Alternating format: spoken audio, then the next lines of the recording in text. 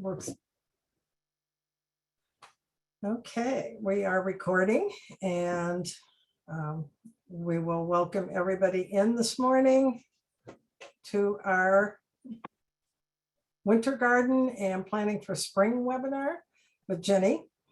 We have one more with Jenny this year. She'll be doing pruning fruit trees and taking care of fruit trees later, November 5th. So Jenny Call is our presenter, and she is a farm girl, a teacher, and very knowledgeable about all the plants. She's done a lot of workshops with us on all these different topics. And so she will be presenting today and let you know what we need to do. We have a very slow start going on here this morning, and I hope people got their reminders. So if you haven't used the Zoom features before, most people have, I think. There is a menu bar at the bottom, and if you have questions, if you could put your questions in the chat, that way everybody can see them, and they'll see the answers, and you can copy the chat so you have that information. And then Jenny helps to monitor the chat. She does most of the monitoring, so I don't have to do too much. I try. And if you have questions that seem to be complicated, let us know. Just ask us if you can talk, and at the end, maybe we can figure out how to let you get on and actually talk. So Jenny, why don't you go ahead and introduce yourself? And oh, by the way, I didn't even introduce me. I'm Janda. I'm the coordinator for the EnviroHouse. And I will put some information in the chat before we're finished on what's coming up, and maybe a little bit about next spring, because we're already planned into May almost. Yeah. So Jenny? Yes, good morning, everybody. I am Jenny Call, and I work for Garden Sphere. I've been with them for 12 years now, which no, 10 years, feels like 12, feels like forever. I grew up here in Pierce County when Fife was all farm fields and everything else. So I'm really well versed in all the sustainable practices and growing things and taking care of the outdoor things that everybody's doing in their yards these days. And I have a degree in sustainable agriculture. And I am also a classroom teacher here in Pierce County as well. So all questions are good questions. And if you have a question, please type it in the chat, because I will do my very best to try to answer the questions for you. And just if you have any tips too, that's really good. So, you know, we're a community of learners here. And so we want to make sure that if somebody's got like a really interesting way of solving a problem, or have used something else in a different way, it's great to share that information with everybody. So we have my screen shows that we have someone with their hand raised. Oh. Can we do that without going verbally?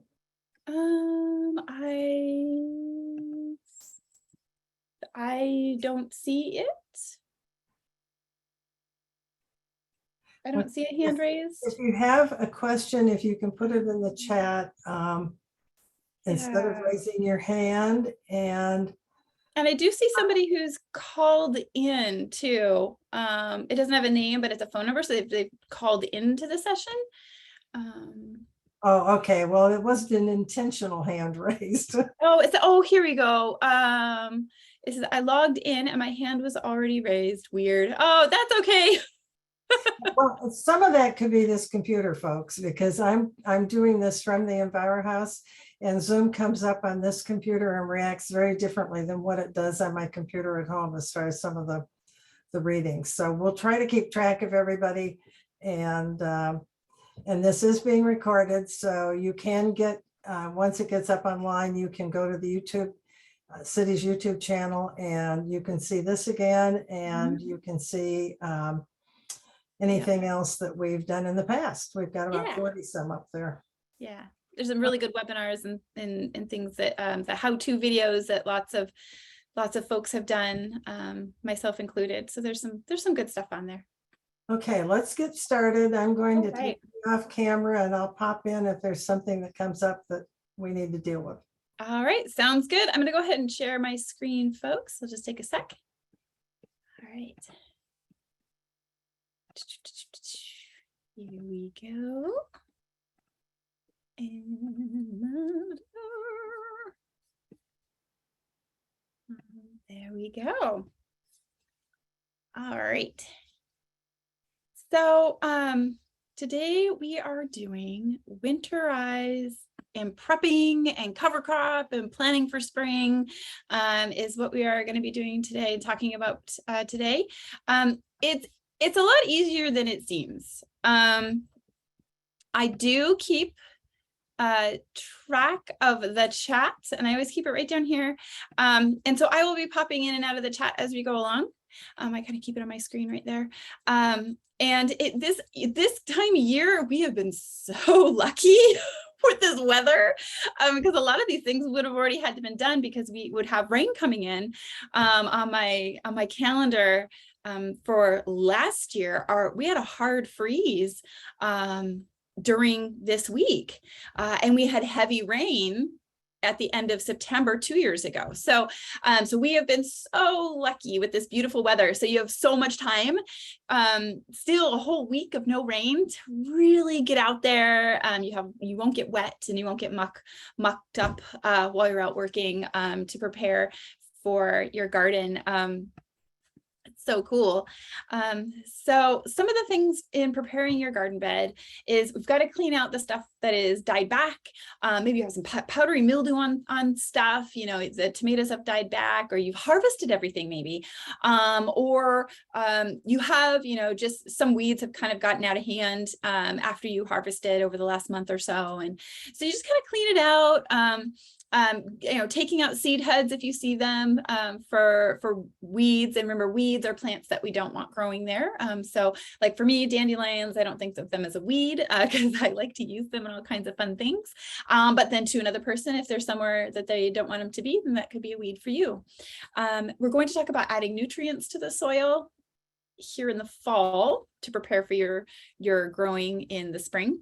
Mulching your area. We'll talk about different cover crops, what that looks like, easy to a little bit more challenging.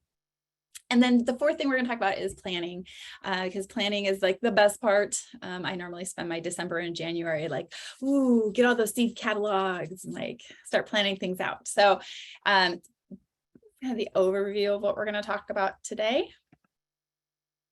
Now, starting out with cleaning out our garden bed. Cleaning out those summer crop plants is important because hopefully you're keeping track of where you're planting and what types of crops that you're planting in those places so that you can rotate your planting in the spring. So you kind of want to take out those plants that have died or die back. Now, some plants you can, actually most plants, you could pull up and lay down on your garden bed and use them as kind of like a cover mulch if you wanted to. And if you are really wanting to save some seed, there are some plants like carrots and onions and things. You can leave them in the ground through winter, and then in the spring, because they're biennials, in the spring they'll create beautiful flowers and you'll get seed, and then you can plant those seed again. So kind of depends on your plan for your plants.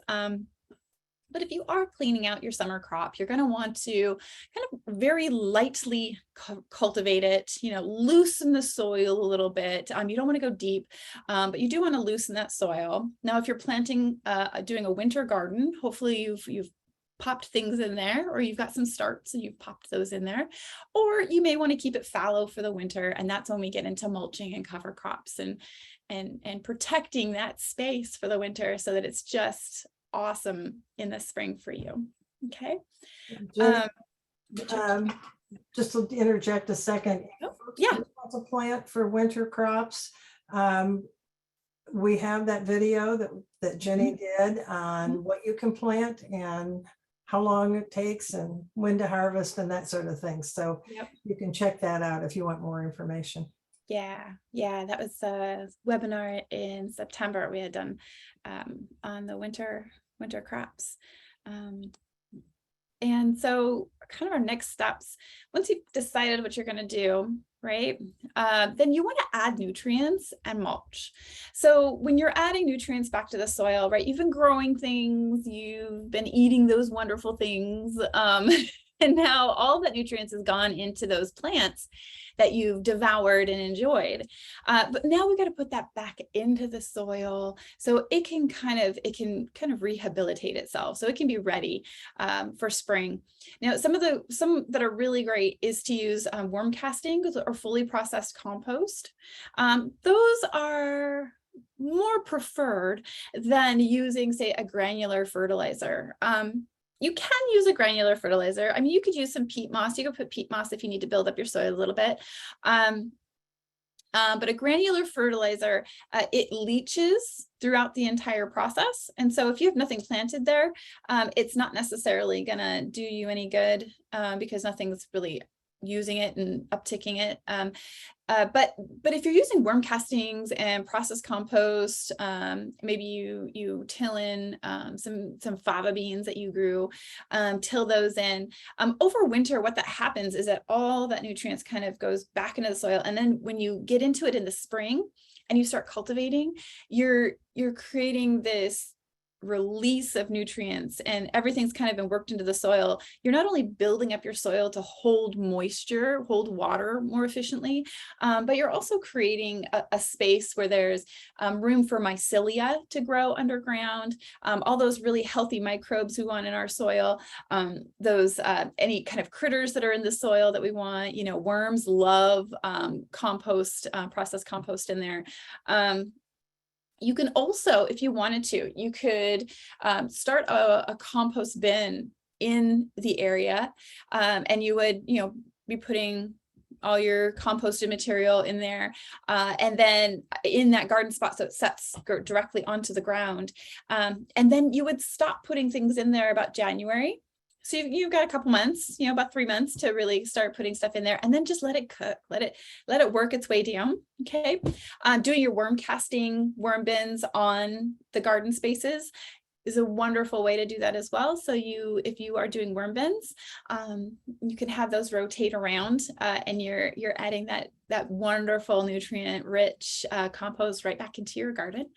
We do that here on my farm, and it just makes it, A, you don't have to really buy any fertilizer, and B, it just adds just the goodness back into the soil, builds it up, things like that. So it's really great.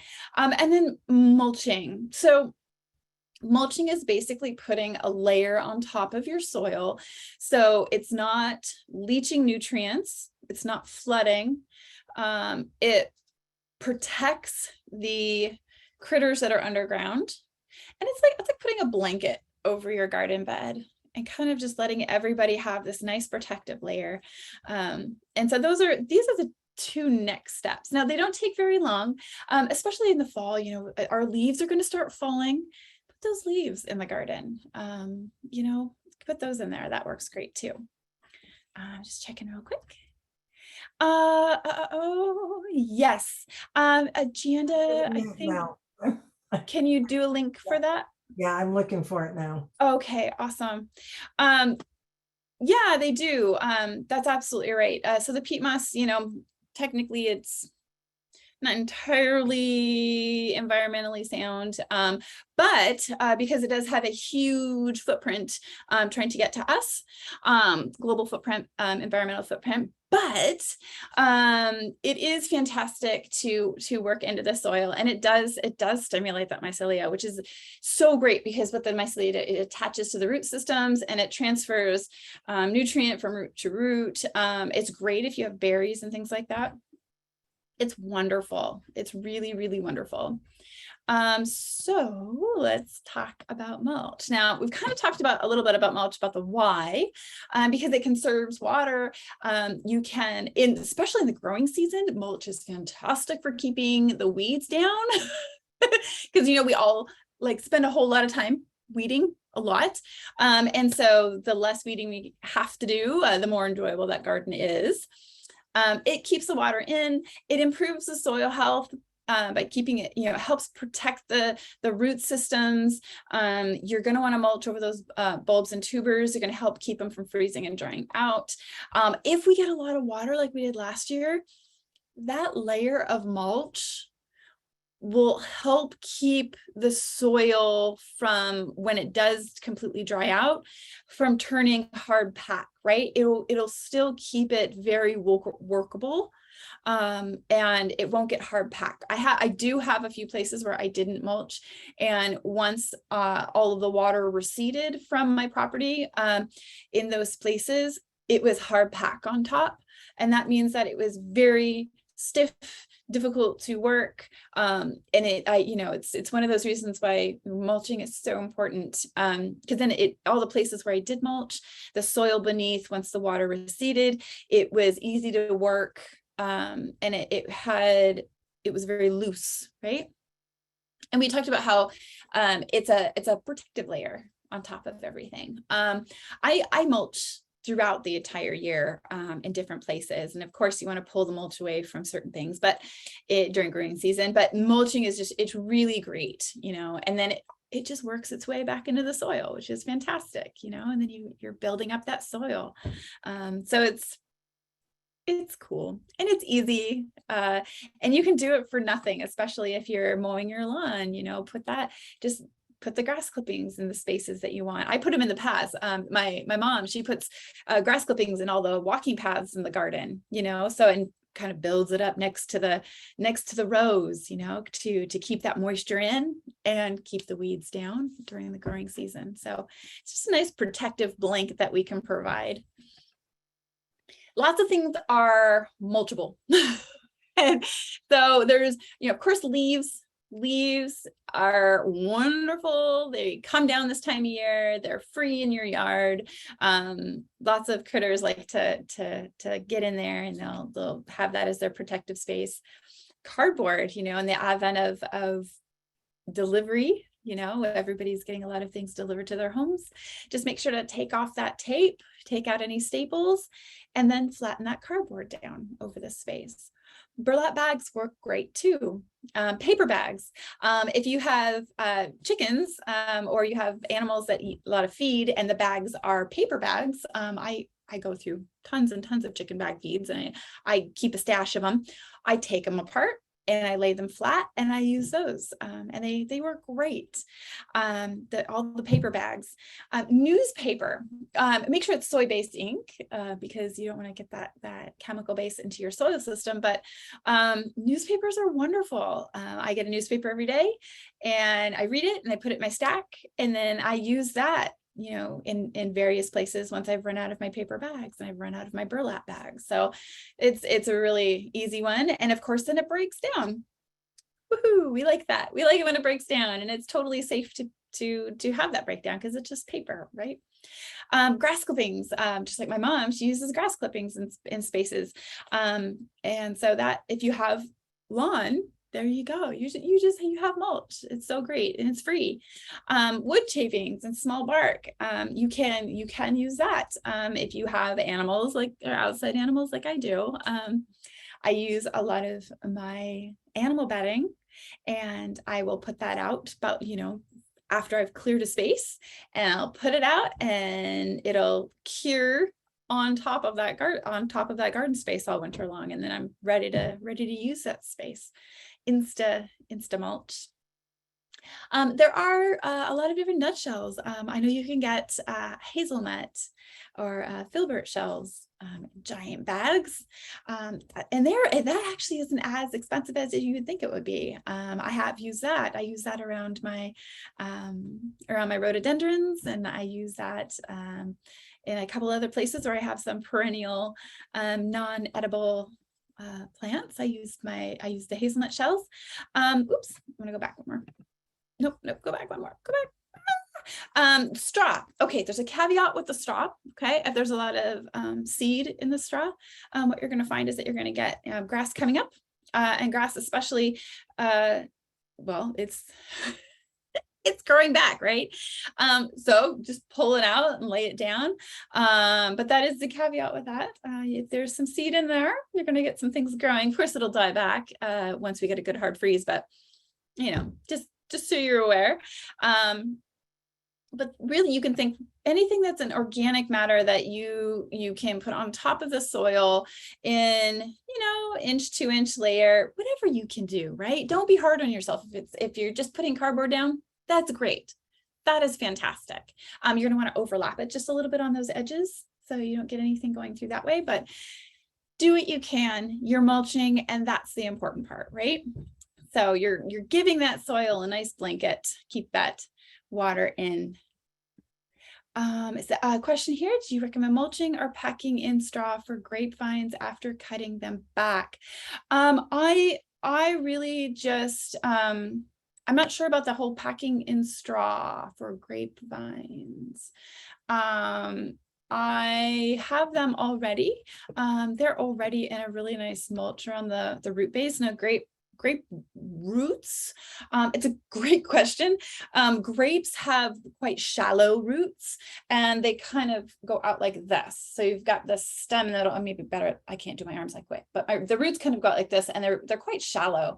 So I do put a layer of leaves on top of that root system in the winter, and by the time spring comes, they've all kind of disintegrated in, and I just leave it. But I do make a little ring around the trunk base, so the mulch isn't touching the trunk of the grapevines. I'm unclear about straw packing. Maybe you mean just using straw to mulch with. It's a mulch. You could totally use straw as a mulch. It's totally fine. I personally wouldn't, because I don't like to weed. If there tends to be quite a bit of seed, I would do that out in my garden bed, but not in my perennial beds, because I really want to lessen the amount of effort I have to put out on my perennials. So I use leaves in general. Also, what I do is I will use the cut, because I with my grapevines, this is a great question with grapes, especially with my grapes, I always will cut them back at the end of August. And what I do is I laid those vines underneath as a protective layer as well. So if I remember to do that cutback so I can let my grapes ripen a little bit faster, those go underneath and those become a mulch layer. So then I don't necessarily have to do it in the fall, because I've already done it in late August. So if you are mulching, I wouldn't worry about doing another layer. If you're already mulching, you don't have to do anything special for the grapes, especially if they've been established. If they're established, I wouldn't worry too much about it. And then you're going to want to really do a heavy prune on those once the grape has gone dormant, if you're thinking about that. So yeah, great question. Now we do have some cover crops. Cover crops are a great way to mulch as well. So cover crops are something that you plant in the fall, early fall, and up to about mid-fall, and you plant those and they become a green manure, right? You don't have a cow in your backyard, you don't have any goats, you don't have a horse, okay? You can't use that manure, which would be, regular manure, but you can create your own green manure. Right now, you can still plant all the cereal rice, the oats, the fava beans. It's a little late for the peas and the vetch and the clover, but the top row there, and I specifically did that so you could see that those are the ones you can still plant right now, and you're going to broad seed them. Okay, you're going to put them out in a pretty thick layer. You're going to just cultivate those in and then water them in. Given the fact that we haven't had any rain, you're going to do the initial watering, but after that you probably won't have to at all, which is great. You're going to let those grow, let them go. They're going to grow, and they are most likely, a lot of these, rye might not, but the oats possibly. Fava beans will definitely die back in that hard frost. So when we get our serious hard frost, which at the latest is mid-November, it will kill back everything. Okay. And it's okay. Let it stay there, right? Let it stay on the ground, let it die back. And then in the spring, what you're going to do is you're just going to till that in. Okay. You're going to gently cultivate with your cultivating tools. If you have a small rototiller, rototill that in, use your hands, whatever you got to do. You're going to do that in late February or early. You can do the month of February, really kind of depending on how much rain we have. You're going to cultivate that in, let that kind of get in there and break down all that good stuff, all that nitrogen. And there you go. You've got green manure. So right now you can still plant the rye, oats, and fava beans. And there is your cover crop. Cover cropping is great for a lot of reasons. Holds water in, puts nitrogen back in the soil, and it gets pretty thick. So it will be in competition with those weeds we don't like. Right? The shotweed. Oh man, I have a list of weeds that I pull out on the regular. And what it does is it competes with it and kind of squeezes it out, right? It doesn't leave room for those weeds to take hold, it shades it out, and which we love this because again, it creates less work for us down the road. So cover crops are great. You can get all of these are available. There's a nice trimix that we have at Garden Sphere, and that trimix is great because you can some of the seed in there, especially the vetch, it'll start coming in the spring, and it'll create a nice manure and mulch, and I mean you can really pull it and put it in, and creates a really lovely green manure that I use. Green manures are fantastic. I love them. I am going to pop in onto the chat really quick. While you're looking at that, Jenny, the Yeah. person who is calling in, assuming that you're not being able to follow any of this on your phone, or you're not able to get the links, if you want to email ehouse@cityoftacoma.org, I'll put that. Well, I can't put that in if you can't see it, but anyway, I can email you the links if you want to send me a contact. Yeah, that's really helpful. Thank you, Janda. So I did talk a little bit about what to do with cover crops, but really you can till it in, once it's established itself and you've got some green going on, pop that in. Again, it's great for water retention, putting nutrients back in the soil. You got a nice mulch, and it is great for weed suppression. Some of these actually will also attract pollinators, which is fantastic. A lot of these will flower out like the clover, the vetch flowers out. So then you get the pollinators coming in and doing their business and pollinating all your good stuff. So it's a win-win with cover crops. Here are my favorite resources. So the WSU Cover Crops Tilth Alliance, they have a great mulch resource. WSU, if you don't know, is Washington State University. OSU, Oregon State University, they have a great resource on winter gardening in Pacific Northwest. And the Center for Preservation Arts, that's a great resource if you happen to be into preserving your foods. And if you do see this, you can click on it. I'll just click on that really quick. And it's got some great resources. Here's the cover crop for home gardeners in the west of the Cascades. This is the extension fact sheet. Gives you everything you need to know about a cover crop, why to grow it, cold hardy, the benefits. I mean, you can't go wrong with a cover crop. So those are my, oh, sorry. There we go. Sorry about that. You really can't go wrong with a cover crop. And again, if you don't want the cover crop there, if it is a weed to you, pull it out, put it in the compost, break it down, till it in, pull the root, till it in. Because remember, a weed is just a plant that you don't want there.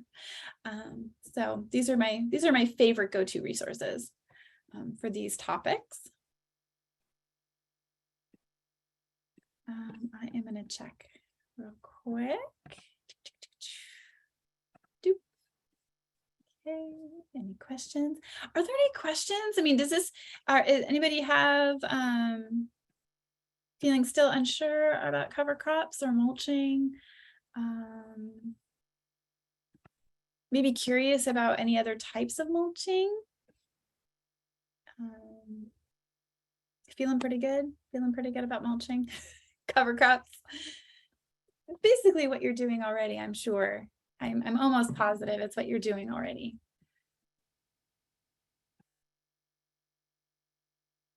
All right. We're going to get into some specific winterizing here. So preparing our perennials for the winter, they need a little bit of extra attention. Rhubarb, you are going to want to cover completely, cover that rhubarb. I really do, even when it's not super wet during the winter, I put one of my Rubbermaid lids on top of it. I have a kind of rectangular lid that I put on top, and it tends to keep that area just slightly drier so that my rhubarb doesn't rot out.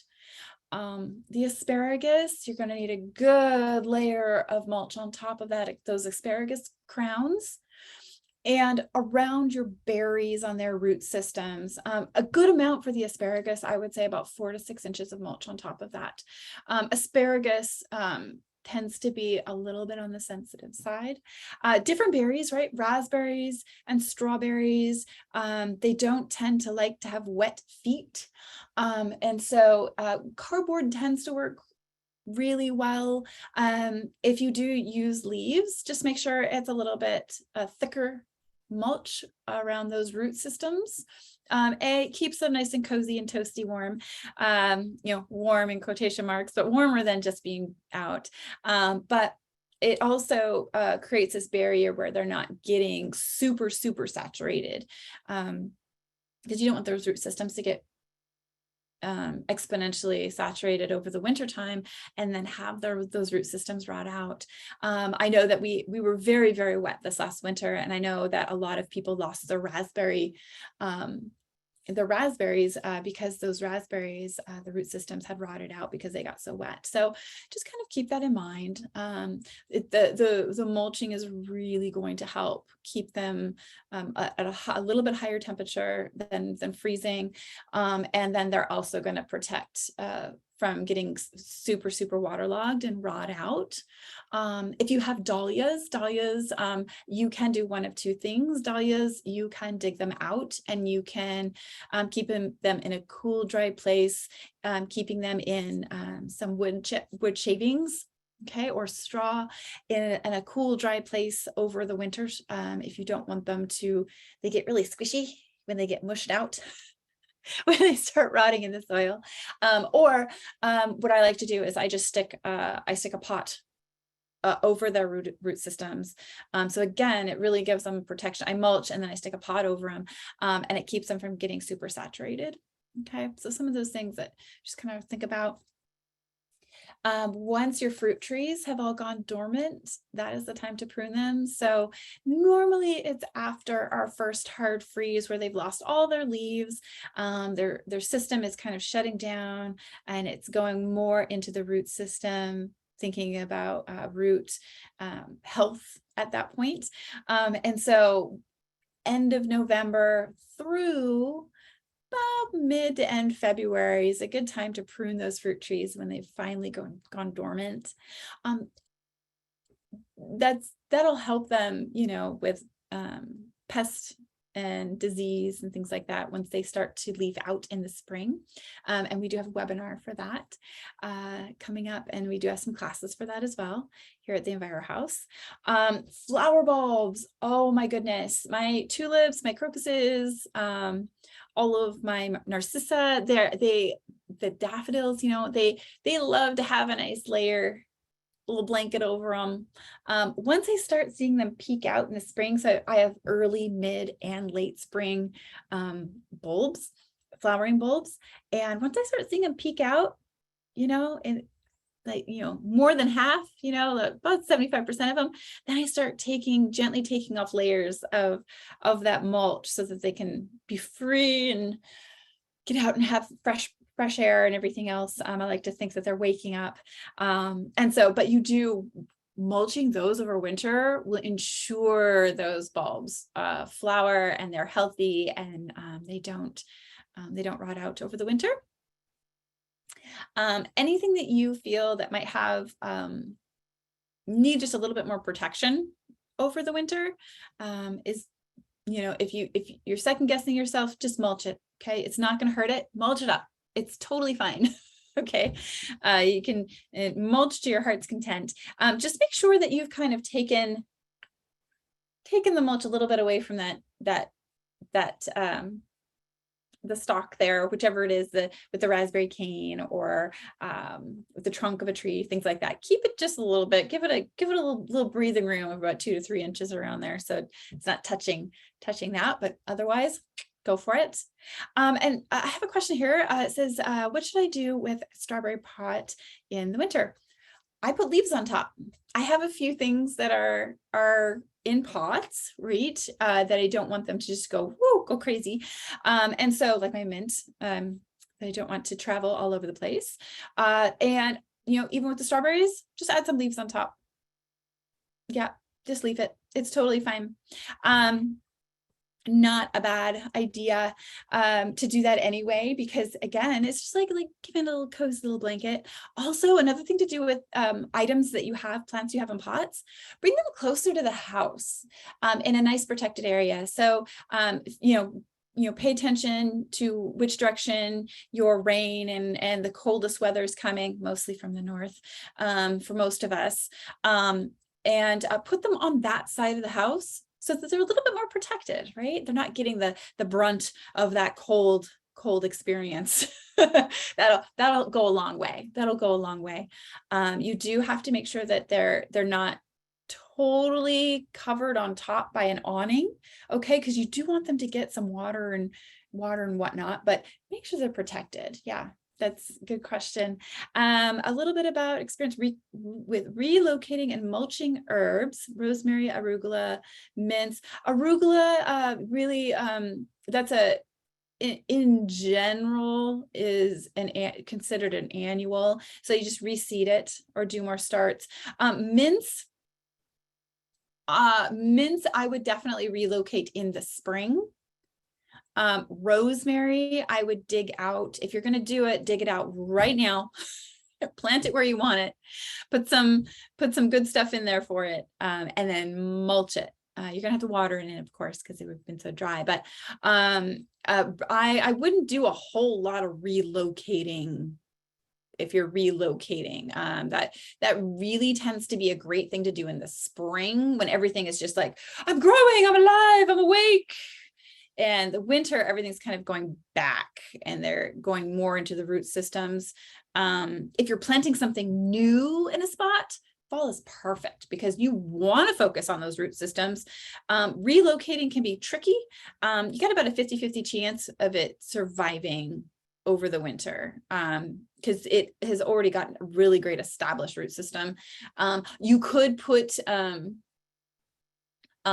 rooting hormone in that soil that you are also using to relocate. That does help significantly and ups your chances that plant is going to make it through the winter. But you are going to have to mulch pretty heavily just to really give it that buffer. It needs like a little bit extra attention.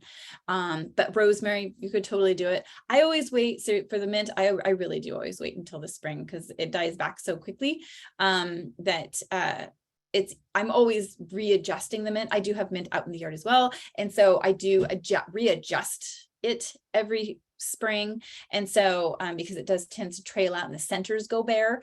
And so I kind of reorientate the plant at that point. So at that point, it is way easier to, like, if I want to, dig the whole thing up and then move it and plant it in the spring rather than in the winter.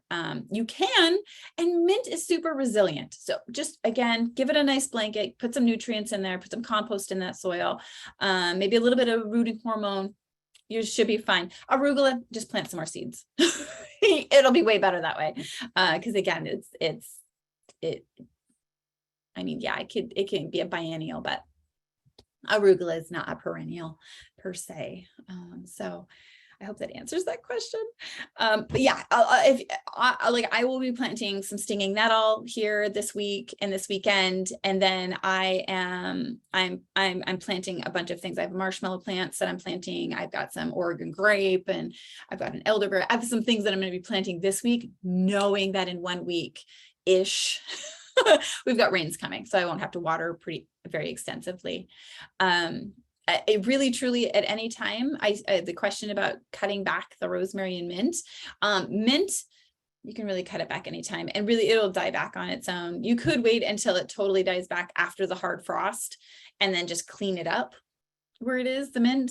Because I know that the pollinators, once the mint goes to flower, boy, those pollinators love that mint. Rosemary, same thing. You could cut it back once we get that hard frost and it goes dormant. Give it a trim back, because again, all that energy is going into the root system, and they're not really producing anything else anymore. The new stuff isn't coming out. In spring, you're more liable to cut off that new growth, that soft growth. And so, if you do it in the fall, once it's gone dormant, you're making it think, ooh, I need to have more new growth, right? I need to get a little bit bigger. I need to get bushier in the spring. So you're kind of giving it that information that it needs to be a little bit bushier in the spring by cutting it back after we get that hard frost. So it's one of those after the hard frost things. So when you see trees, even if you don't have any deciduous trees in the area, when you see trees, and they're bare on top, go ahead and take that rosemary, give it a trim. It's not going to be super potent, but dry it, use it in your cooking, mix it in, make your own little seasoning mix with that, or compost it, whatever you want to do, but it's still pretty good. The oils aren't going to be as concentrated, but it still tastes fantastic. Same with all the other herbs, if you happen to be cutting those back. Yeah. Planning for spring. Oh, this is my favorite part. Okay, so I get I swear, I think probably a dozen different seed catalogs, and I have so much fun looking through all these wonderful seed catalogs for things that I want to plan. Now, if you are planning for your spring garden, please make a sketch or a little map of what you planted this year. What did you plant where? Now, because you don't necessarily want to plant the same thing in the same spot next year. The reason is that all those little pests that we're trying to figure out what was planted where this season, if you plant the same thing in the same spot, they're going to be like, oh yeah, oh, it's still here. Fantastic. Let me call my cousin, and they're going to bring all their friends, and you'll just have a higher pest rate in those spaces. So we want to rotate our planting, and this is wonderful because maybe you found something cool in the seed catalog that you want to plant, a new cauliflower, a new type of radish, some different lettuce greens, all those things, new pea, okay, some scallions, which are also called green onions, in those places. So how I like to rotate it is I go root, fruit, leaf, legume. So if a root, all your root vegetables, right? So radishes, your parsnips, your rutabagas, your carrots, all your root vegetables, even the onions, right? They're the root. So root, okay, it's in the ground. It's mostly covered in the dirt. It's a root, right? If I planted a radish in one place, that next year I'm going to plant a fruit. Maybe my tomatoes, maybe my artichokes, maybe my eggplants, okay? Root, fruit, leaf. After my fruits, if I planted tomatoes in that spot, I'm going to plant some greens. I'm going to plant some Swiss chard. Maybe I'll plant some lettuce. Maybe I'll plant some arugula, right? Maybe anything with a leaf, right? Root, fruit, leaf. If I planted lettuce there that year, this year, legume. A legume are our beans and peas, right? Also our peanuts. I wish we had warmer weather here so I could grow peanuts. And so you would plant those in the spaces you had your lettuce greens and things this year. And then you would plant your legumes there next year. So you're going to root, fruit, leaf, legume, root, fruit, leaf, legume. So it's a nice little rotation. And it keeps those pests guessing where things are. And it keeps this low pest on your gardening. And I really, I've been doing that for years, more than most of my life. I learned it from my dad. And so it always works. Now, kale is a leaf, cabbage is your leaf, cauliflower, all those brassicas are leaves. Okay, think of that as your leaf. All the fruits are corn. Want to plant corn? Plant there, right? But these specifically here I have listed here for planting in March and April are fantastic and they love it. Okay, there's so many different cool weather plants out there that I can't even list them all, right? But these are my go-tos, right? Radishes, even end of February, kick those out, especially if we are a little bit warmer. Now, if we're super, super, super wet, some of these things might rot out. Okay, like my cauliflower last year, we were really wet and the root system totally rotted out, so I had to plant it again. So think about your soil. If you have raised beds, these are totally going into your raised bed. Easy, not a problem. Peas love the cool weather. Peas are something that you can plant again and again and again, as long as we are not hotter than about 75 degrees. Once it gets after 75 degrees, peas are like, oh no, no, thank you. So they're a wonderful cool weather plant and they taste delicious. So this is my go-to list. Of course, there's more, but this is my go-to list. I'm gonna go ahead and check that. Moving items to ensure proper rotation, moving my strawberries in the early spring so they aren't in the same spot. Yeah, if you have them in pots, go for it. Most of the perennials, like with strawberries, most of those, say if you got them in the ground or something, they're not going to really produce after year 5 a whole heck of a lot. And most people will just replace them at that point. But you also then get those shoots that come out, then you just kind of replace them with that. And then you keep that fruit going at a pretty good, consistent rate. Perennials are a little different. Okay. Now, I like to do some annual companion planting with my perennials, right? So I have trap areas. So I will plant next to my strawberries and next to a few other areas where I know that, say, aphids love nasturtium. And so I know that the aphids are going to want to get on certain things, or the whitefly, different pests like different things more than others. Okay. So I will create a trap area and I will specifically plant something that insect or pest absolutely loves. Like they would eat that over everything else in the garden. And I specifically plant that thing to kind of trap them there. And that way they kind of leave everything else alone for the most part. And that tends to work really well. If you have things in pots, you can just move them around. I think that's fantastic. Yeah, move them around. Keep those pests guessing, right? But if you have, say, things that are stationary, raised beds, or you're in the ground, you're going to want to move things around. Now, like berries and things like that, eventually you have to take them out because they no longer produce, right? Or you move the new ones. Then you would just start them in another area and plant something else there to kind of rehabilitate the area after planting. So there's a little bit less moving of things, like with the grapes. Like, we had a participant talking about grapes. The grapes stay there, like that's what they do.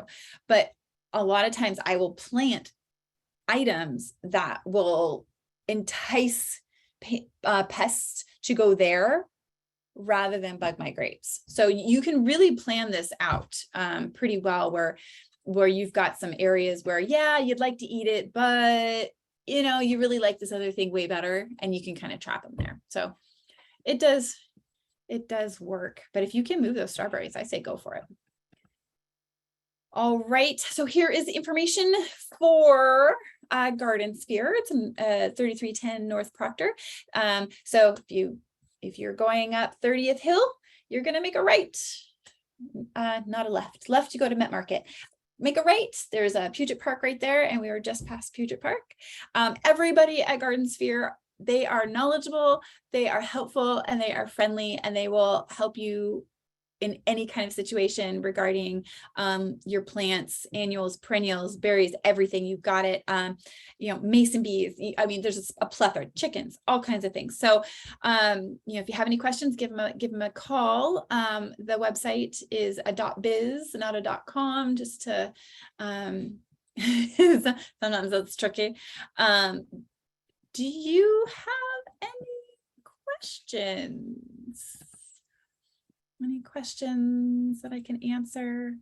Keep talking, Jenny, because I'm getting links to put in. Oh, that's great. Okay. Yeah. So here is the list, this information, just a list of information. So we did winter prepping, cover cropping, and planning for spring. The information for Garden Sphere, how to contact the eHouse via email. Janda is our coordinator with the EnviroHouse. And so here are all the information for Janda. The EnviroHouse is open now during the week and through the weekend. So Janda, what is it, Thursday through Sunday? Thursday through Sunday from 11 to 5 are the public hours. Yeah. So yay, the EnviroHouse is open, which we love. So we're so excited that it is open.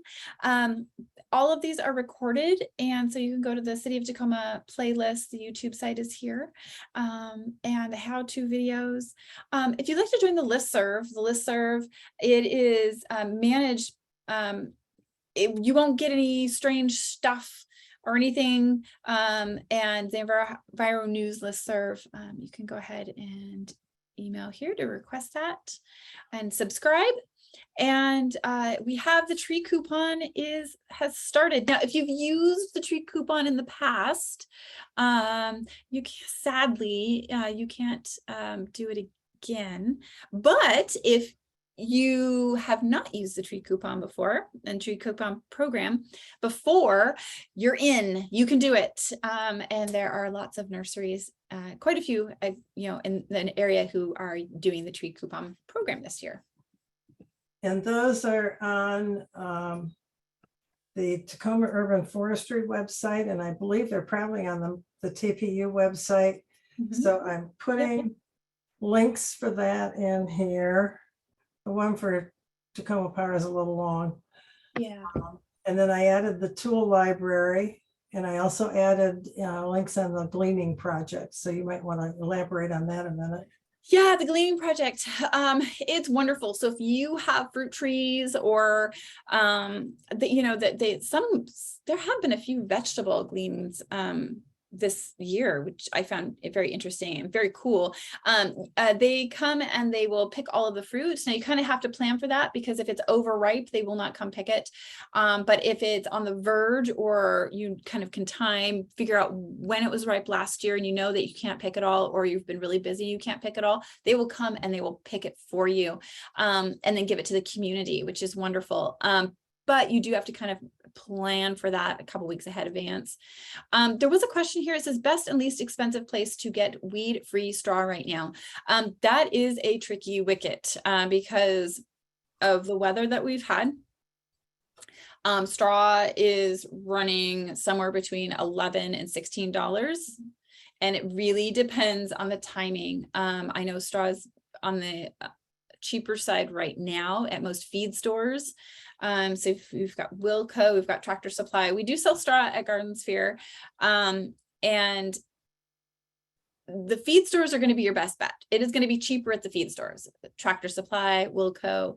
Garden Sphere is not really any more expensive than the feed stores. But if you're going to McLendon's or something like that, they have carried it in the past, but it tends to be a little bit more expensive because that's not what they do in general. But you're always going to have seed in it, even if they say that it's seed free. Now it's not weed free, it would be seed free. You can never guarantee that it's weed free or seed free. And it's generally seed free. Some places do can in the past have sold that, but like Wilco had straw in, someone literally bought all of it and then they didn't have it for a whole week. So it's right now, it's really tight turnaround. So I would call before you go. And just remember, just because they might say it's seed and weed free, doesn't actually mean that it is seed and weed free. It just means that there is less of it in it. Maybe. But I mean, straw is straw. If you can just get straw, do not get hay. Do not get hay. You are guaranteed a plethora of seed and a plethora of weed in there. Hay. Do not get hay. I cannot emphasize that more. Get straw. Straw. It is going to be a heck of a lot less money, plus less seed in there. But you're not going to be able to find something that doesn't have anything that's free of it, just because the weather and the conditions have been so poor for the places in our state that traditionally grow it. So it's been pretty tricky for folks. Yeah, they're always recordings. Just got to go to the playlist. Yeah, no, you're welcome. This is a lot of fun. Let's see. Yes, I would not guarantee that it's weed free. They might say it's weed free, but take that with a grain of salt. Good luck. It's not necessarily true. Just take that with a grain of salt. Just be aware there is going to be some in there. It isn't ever weed free. So I'm going to go ahead and stop sharing my screen here. Added links on several of the resources, and if I'll put mine on too. If people want more information, and particularly again for the person that was phoning in that may not see all of these, right, email me at ehhouse@cityoftacoma.org and give me your address, your email address. Well, I'll have it when you email, and then I can send you the links. And I can also, I have a whole page of like probably, I don't know, 30 or so links on landscape resources, and that includes the Oregon State and the WSU and the other ones that Jenny mentioned. So I can email those out. And then the upcoming workshops, I have somewhere on my screen, I have those listed. We are doing one coming up next week with Tacoma Power on water heating systems, comparing different kinds of water heating systems and what the costs are. And that will include natural gas, electric, tankless, solar, etc., heat pump, water systems. And then after that one, on the 29th, we're doing pruning landscape trees with John Wakawiak, who's done that for us before. And then Jenny will do pruning and care of fruit trees on November 5th. And then the spring, for those that live in Tacoma, the spring list from the end of January through April will be in the city's EnviroHouse publication that gets mailed out. They will be on the website probably in early January, late December. And that's, we have a little heart floating up there. That's cool.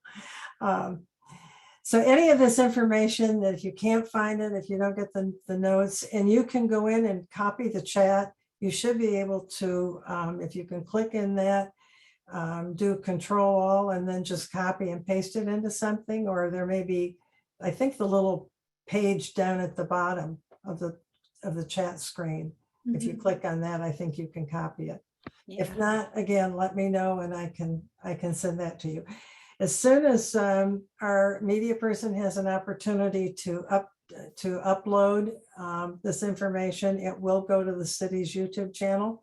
That address was put in the chat, and that's probably sometimes can take a week. It might just take a day or two. So we never know what his schedule is, and he's the only one that can do it. So there was a question from Megan about cutting back rosemary and mint, and I absolutely missed it. So Megan, yes, you can cut back mint. You don't really have to just take the dead stuff off in the spring once it's all died back. You don't really have to cut anything back per se, unless you're like saving it, but then you'd want to do that in spring anyway. And then rosemary, once everything is, we've had that first frost, really deep, hard frost. Yeah, give it a little haircut back to kind of bring it back a little bit, because it'll encourage more bushy growth in the spring. And we will be doing workshops in the spring with Jenny on herbs. Yeah. Spring gardening. Gosh, I can't remember everything you're doing. We'll repeat the pruning. Mason bees. Mason bees. There's a whole bunch more in there. There's a whole, yeah, there's more. So, okay, well, if we don't have any other questions, thanks for joining us, and let me know, and we will carry on with the next webinar, and good luck with your gardens. Try that winter gardening. That's kind of fun. Yeah. Have a great day, everybody. Thank you. Bye.